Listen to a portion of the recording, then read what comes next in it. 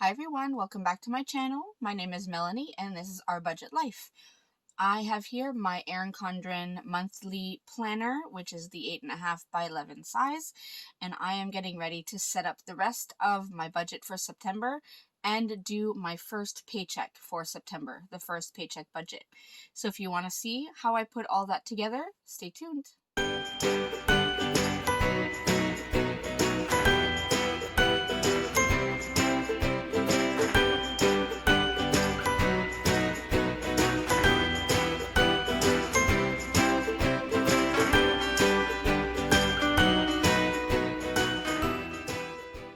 Alright, so as I said, I am getting ready to just put down the rest of the stickers for September budget. Last time we worked in this book, we put our actual September budget down. So now on this next sheet, I'm going to go ahead and use these ones. So first I want to do my weekly check-in, and then I will also be adding my variable income, which I will be doing on a separate page. And then I do have 2 paychecks that I want to actually do a paycheck budget for this month. So I will lay all of this down in my book and I will speed through this part. Once I am done, we will go ahead and actually fill out the first paycheck budget. So come along with me as I get this done.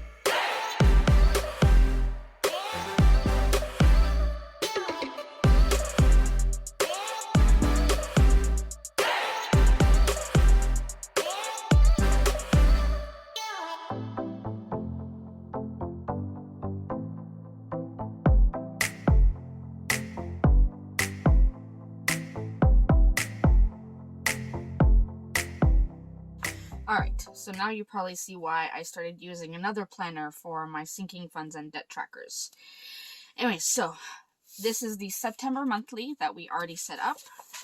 Our September budget we set up.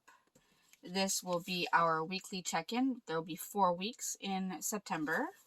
Then we have a spot for my variable income, and that's just where I can list if I get anything from Etsy or whatever. And I left this spot blank here because if I have any business-related transactions, actually, what I should do is probably add this transaction log.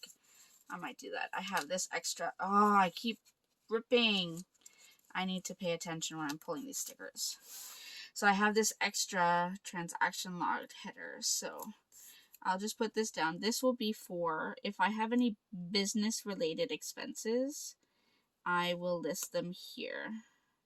So anything that I purchase for Etsy or for YouTube, I will list here so that I keep it separate from my actual budget. And I'm having a day, you guys. I keep tearing my stickers. I'm over it right now. Just over it. Alright, let's put this last one down. Okay, so there we have that. Now, the next 2 sheets is my first paycheck budget and my second paycheck budget. Now, you may have noticed that underneath here, it was the color for October. It was an orange color. I never use the sheet that comes before the month. So I'm just going to use it for September. I don't see why we have to have it all separate. Alright, so let's go through some details. Let me zoom you in so you can see a little bit better. Alright, so for my first paycheck, it'll be just my paycheck. So I'm going to write Mel Pay. And I'm not going to include any rollover or anything, because the rollover is for my rent and utilities, which comes before my payday. So my payday will be on the 3rd. So I will just write that in. Now, I am estimating to bring in approximately $2,400. And that is it for this first pay. All right. Now let's go through the expenses that I have to pay between this pay and my next paycheck. And I am going to list them in order of when they are either withdrawn from the account or I have to pay them. So let me see if I can just add some lines so I can do this somewhat straight. So we'll do this one and this one.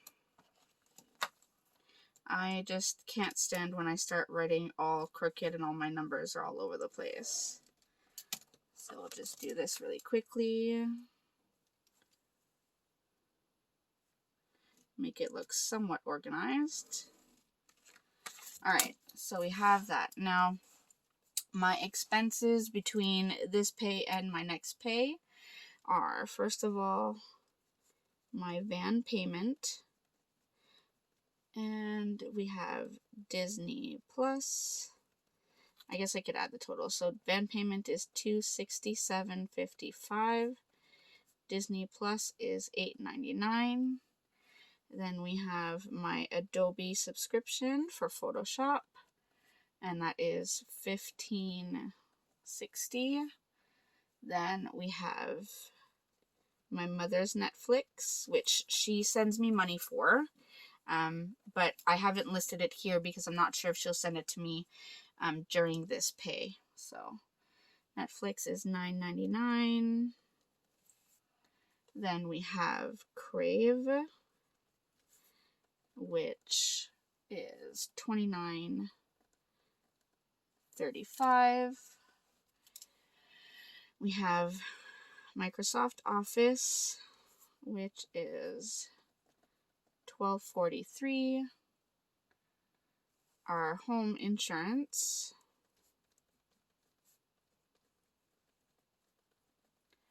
is approximately $49. Then we have our RESPs, and that is Registered Education Savings Plans here in Canada. So it's money put aside for our kids when they go to college or university.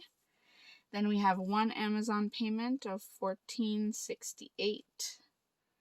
And then I'm guessing that my daughter's dance studio is going to want the first payment. And I don't know the exact cost yet, so I'm just going to estimate that it's about $400. It's actually for my daughter and my son, so I'm going to estimate it's $400. Then I have to pay our cell phone bill, which is approximately $350. And then I'm going to add food. I'm going to budget $400 for 2 weeks, so we'll see if that will last. I just did a huge grocery haul today, and today is August 29th, and hopefully it should last a little bit.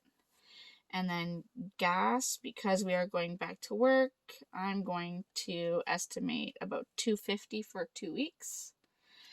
And then I'm going to do other, and I'm going to put $50, and that will be for my sister-in-law's birthday gift.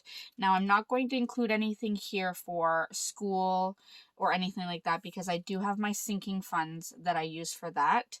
So I'm not going to add anything here for that. That will be in my other book. So I've already gone ahead and added all of that up. And the total is $1,975.59. And then that leaves, so it says total potential savings, but essentially this will be rollover into the second paycheck to help with bills there. So the total potential will be $424.41. So that means when I start my second paycheck, I will have a rollover and then any other pay there. So let me zoom you out and we'll get a good look at this. All right, so this is the final look at our first paycheck budget. So my pay, the bills that I have between this payday and my next one, as well as a few other like food and gas and everything. So we do have a bit of a rollover to go into the second paycheck. So it's not looking too bad. I'm a little excited. We'll see how it goes, but that's pretty much it. So I hope you enjoyed this video. I hope it gives you an idea of how you can set up your budget, whether it's a paycheck budget or the monthly budget, however you want to set it up. Remember, if you have any questions or comments, please leave them in the comment section down below. I am willing to answer any questions you have, and I will reply to all of your comments. Remember, I'm not a professional when it comes to personal finance. Everything I do here on my channel is simply everything I've learned from trial and error and from my own learning through reading and watching videos like this one. So I hope you found it informative, and I will see you in my next video. Thanks, everyone. Bye.